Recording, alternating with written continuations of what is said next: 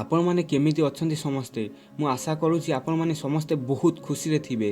ମୁଁ ଆଜି ଯେଉଁ ଷ୍ଟୋରିଟା ଆପଣମାନଙ୍କ ପାଇଁ ନେଇକି ଆସିଛି ଆପଣଙ୍କୁ ବହୁତ ଭଲ ଲାଗିବ। ଯଦି ଆପଣଙ୍କୁ ଭଲ ନ ଲାଗିବ ତାହେଲେ ଆପଣ ଡିସଲାଇକ୍ ମାରିକି ଏହି ଚ୍ୟାନେଲରୁ ପଳାଇବେ। ଆଉ ଯଦି ଭଲ ଲାଗିଲା ଗୋଟେ ଲାଇକ୍ ଆଉ ତା ସହ ସବସ୍କ୍ରାଇବ୍ କରିବାକୁ ଶୁଣ୍ଠିଆ ହେବେନି। ଆଉ ହଁ, କମେଣ୍ଟରେ ନିହାତି ଲେଖିବେ ଷ୍ଟୋରିଟା ଆପଣଙ୍କୁ କେମିତି ଲାଗିଲା। ଗୋଟେ ଦିନ ଗୋଟେ ପୁଅର ହଠାତ୍ ଦେଖା ହୋଇଯାଏ ଗୋଟେ ବହୁତ ସୁନ୍ଦର ଝିଅ ସହ। ଆଉ ସେହି ଦୁଇ ଜଣ ଆଖିରେ କଥା ହଉ ହଉ ଫ୍ରେଣ୍ଡସିପ୍ କରି ନିଅନ୍ତି। ଆଉ ତାପରେ ସେ ଦୁଇ ଜଣ ପରସ୍ପରକୁ ବହୁତ ଭଲ ପାଇ ବସନ୍ତି ଆଉ ବହୁତ ସାରା ସ୍ୱପ୍ନ ଦେଖିବାକୁ ଲାଗନ୍ତି। ତାପରେ ସେହି ଝିଅ ସେ ପୁଅ ଆଗରେ ବାର କହିବାକୁ ଲାଗେ କି ମୁଁ ତୁମ ବିନା ବଞ୍ଚି ପାରିବିନି, ମୁଁ ତୁମ ବିନା ରହିପାରିବିନି, ତୁମେ ମୋତେ କେବେ ଧୋକା ଦେବନି ତ? ସେ ପୁଅ ହସେ ଆଉ କହେ, ଆରେ ପାଗିଳି, ତୁ ତ ମୋ ଜୀବନ, ତତେ ମୁଁ ଧୋକା ଦେବି କ'ଣ? କିନ୍ତୁ ସେ ଝିଅ ବହୁତ ବଡ଼ଲୋକ ଘରର ଥିଲା ଆଉ ପୁଅ ବହୁତ ଗରିବ।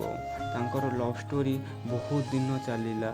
ଆଉ କିଛି ଦିନ ପରେ ସେହି ଝିଅ ଆଉ ଗୋଟେ ପୁଅକୁ ଭଲ ପାଇ ବସିଲା ଆଉ ଆସ୍ତେ ଆସ୍ତେ ଏଇ ପୁଅକୁ ଆଭଏଡ଼୍ କରିବାକୁ ଲାଗିଲା ଆଉ ତାହା ସହ ସବୁବେଳେ କଜିଆ କରିବାକୁ ଲାଗିଲା। ଆଉ ସେଦିନ ଚାନ୍ଦିନୀ ରାତି ଥାଏ। ସେହି ଚାନ୍ଦିନୀ ରାତିର ଚାନ୍ଦ ତଳେ ତାହା ସହ ବ୍ରେକଅପ୍ କରିଦେଲା। କଥାରେ ଅଛି ନା, ବଡ଼ଲୋକ ଘର ଝିଅର ପ୍ରେମ ଗରିବ ଘର ପୁଅ ସହିତ ବେଶୀ ଦିନ ଠିକେନି। ଯେଉଁ ଝିଅ କହୁଥିଲା କି ମୁଁ ତୁମ ବିନା ବଞ୍ଚି ପାରିବିନି କି ତୁମ ବିନା ରହିପାରିବିନି, ଆଜି ସେ ବଞ୍ଚିଛି, କିନ୍ତୁ ମୋ ପାଇଁ ନୁହେଁ, ଆଉ କାହା ପାଇଁ। ମହବତ ବି କେଡ଼େ ଅଜବ ଜିନିଷ ନା।